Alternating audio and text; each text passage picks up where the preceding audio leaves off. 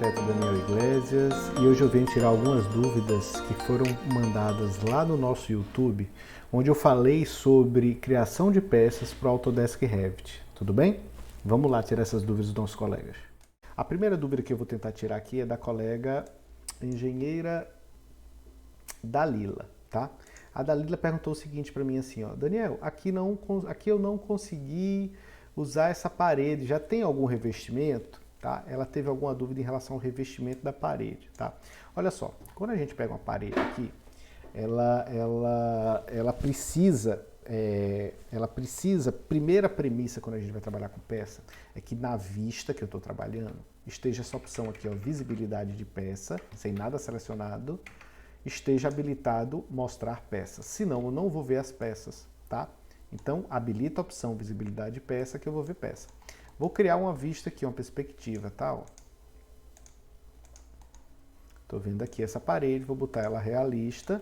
Percebam que eu não estou pegando em peça. But, se eu vier aqui, ó, mostrar peças, agora eu pego em peças, tá? Então, isso é uma premissa básica da criação de peças, tudo bem? Outra premissa da criação de peças é, eu seleciono a peça, eu gosto de fazer no 3D, mas pode ter um corte aqui. Clico em dividir peças, clico em editar croquis para eu desenhar as peças e tenho que definir o plano de trabalho selecionando um plano que será essa parede. Tá bom? Então eu vou fazer aqui algumas linhas de peça, tá? Bem simples para poder agilizar a aula. Vou dar OK aqui, ó. Opa. Voltando. Essa aqui provavelmente não passou o suficiente da peça, tá? Então ela precisa realmente passar corretamente, senão ela não corta. Olha lá, cortou. Então, eu criei aqui essas 9 peças, tá vendo? Percebam que no corte, no 3D, em realista, as peças aparecem, porque é uma linha entre elas, certo? Então, se você fizer a premissa de mostrar peças, se eu botar aqui sem peça, ó, colocar a opção de visibilidade original, eu não vou ver peça. Eu preciso ter as peças mostradas aqui. Então, premissa. Primeiramente, você precisa definir um plano de trabalho, você precisa que a vista esteja mostrando peças, tá? E outra coisa que é importante é, cada peça dessa, ela usa as características da parede. Eu vou pegar essa parede que é a mesma e vou editar o tipo. Vou ver aqui nas camadas de estrutura dela. Perceba que existem camadas internas, externas e o tijolo. Então, quando a gente transforma em peça, gente, ele pega aquelas camadas e quebra elas em várias camadas. O que a gente está fazendo aqui com a divisão de peças é pegar uma dessas peças, que é a parede inteira, e transformar, por exemplo, em cerâmicas. O material que ela usa é o material que tiver naquela camada. Nesse caso aqui, por exemplo, um acabamento branco. Mas eu posso clicar aqui, clicar nessa opção e encontrar outro material lá. Por exemplo, uma cerâmica. Essa cerâmica está muito aqui, ó, tá vendo? Na aparência dela, ó, essa cerâmica, por exemplo, ela tem esse material. Eu poderia trocar o material aqui no asset, ó. Clico nele, procuro aqui na biblioteca de aparências, procura cerâmica, azulejo e posso escolher outras opções. Como, por exemplo, esse aqui, ó. Vou dar 2 cliques ou clicar aqui nessa setinha. Posso só fechar o asset porque ele já veio para cá, tá? Vou dar OK novamente.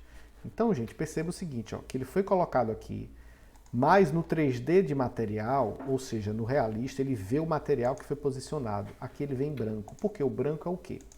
O branco é a característica gráfica da peça. Olha lá, vou voltar aqui no material. O branco são as características gráficas. Então, se eu quisesse que ele tivesse rosa, eu viria aqui, colocaria um preenchimento sólido e buscaria aquele tonzinho de rosa que tinha lá. Vamos dizer que seja mais ou menos esse aqui. Só que mais para o vermelho. Ó. Então percebam, eu vou ter essa cor aqui e agora eu vou ter o material colocado aqui, o bitmap, né? E aqui eu vou ter a cor sobreposta. Se eu quiser dividir ela com a Ashura, aí eu teria que editar essa opção aqui. Mas no fluxo de trabalho eu faria o contrário, ó, eu colocaria aqui no fundo padrão, colocaria aqui o rosa, que ele está mais para esse aqui, e aqui em cima eu colocaria uma Ashura. E aí eu teria que ter essa Ashura, tá, gente? Vou botar aqui um preto e vou dar OK. Olha lá. Então, eu teria as linhas e o fundo rosa. E teria no bitmap, no material, essa opção. Mas o nosso objetivo BIM aqui é desenhar cada pecinha dessa. Então, nesse fluxo de trabalho, a gente está desenhando cada peça. Então, a lógica é diferente, tá? Outra colega pediu aqui o seguinte, ó. Oi, tudo bem? Não consigo visualizar as peças em 3D para renderização. Isso é normal? É normal se você não tiver atenção nessa opção aqui, ó. Mostrar a visibilidade de peça. Isso aqui tem que estar ativo nessa opção, senão a gente não vai ver peça. Tá certo? Colocou essa opção, ela vai ver peça. Outra coisa, se eu selecionar a peça e editar, lembre que ela fez várias divisões aqui, né? Então, se eu fizer isso aqui, ó, eu vou mostrar para vocês botando em Ray Trace e vou dar um pausa no vídeo, porque ela vai processar. Voltando à pausa, percebam o que aconteceu com o Ray Trace aqui, e ele mostrou somente aquela peça com material diferente. As outras coisas não estão aparecendo. Por quê? O rejunte está muito coladinho, eu não consigo ver a diferença de um para o outro. Tá? Eu vou sair aqui do Ray Trace e vou fazer o seguinte, edito a parede, né, as peças, e é importante que tenha um intervalo aqui, ó. Eu vou botar um intervalo de meio centímetro. Quando eu coloco esse intervalo, aqui, ó, ela vai separar o rejunte. E aqui eu vou ver melhor esse rejunte. Então percebam que se eu botar o Ray Trace, pausa de novo. Dá pausa, gente? Então perceba o seguinte, eu fiz o Ray Trace e percebam que as linhas do rejunte agora aparecem. Porque agora tem um espaço razoável entre elas, eu consigo ver. Então para que eu veja ela no Ray Trace ou na renderização, é importante que haja um rejunte aqui com algum espaço, senão ele não parece colados, tá bom? Então voltando aqui, ó. Outra colega perguntou mais uma coisinha aqui também. Olha só o que ela perguntou. Foi a Priscila. Obrigado por compartilhar seu conhecimento. Poderia fazer um com rejunte deixando o espaço do mesmo? Seu vídeo foi o único que foi assertivo na explicação. Obrigado, Priscila.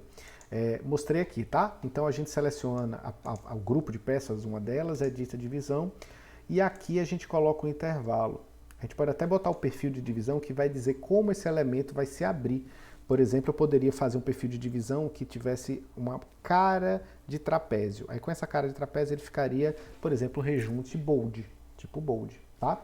Nesse caso, percebam o seguinte, ó, não tem jeito dessa parede vir para cá.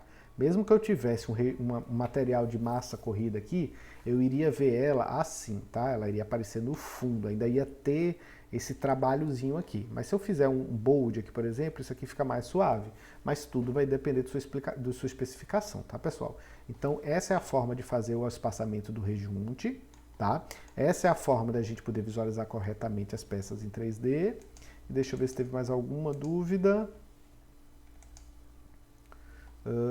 Mayara, não consigo usar as peças 3D, mostrei lá a opção, né, para renderização e as paredes de revestimento. Pronto, eu dei algumas dicas que você tem que dar o plano de trabalho, você tem que ver as peças mostrando peça, e é isso, tá, gente? Valeu por assistirem, um forte abraço a vocês e podem mandar suas dúvidas. Tchau, tchau!